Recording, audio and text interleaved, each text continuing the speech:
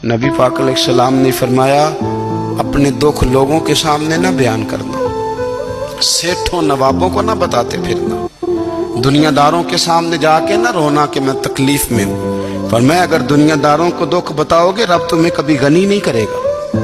और लोग हैं कि उल्टा मजाक उड़ाएंगे आपकी, जिससे बड़ी पक्की यारी है ना, पक्की, वो तब तक पक्की है जब तक आपने 50,000 मांगा नहीं।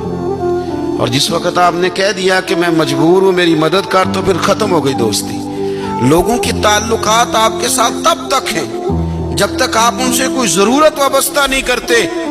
करीम आबू फरमाने लगे, बंदों के सामने दुख ना बयान करना, अल्लाह तुझे कभी गनी नहीं करेगा। तू अपने दुख अपने रब को बता, तू दुआएं मांग, तू उसकी बारगाह में हाजिर हो, तू उसके हुजूर अर्ज कर। फरमाया अपने दुख अपने रब को बता, वो जल्दी करे या देर से करे तुझे सारी दुनिया से बेनियाज कर देगा, तुझे किसी का मोहताज नहीं रहने देगा। रसूल कायनात ने फरमाया, रब करीम फरमाता है जब मेरा बंदा हाथ उठाता है ना तो मुझे हया आती है कि मैं खाली कैसे लौटा दूं इसके। इतने बड़े बादशाह की बारगाह में, ओ भाई लोगों से इज्जतें तलाश करते हो तो वो क्या तुम्हें इज्जत देंगे, वो तो कल अच्छा कहते हैं परसों बुरा कहने लग जाते हैं।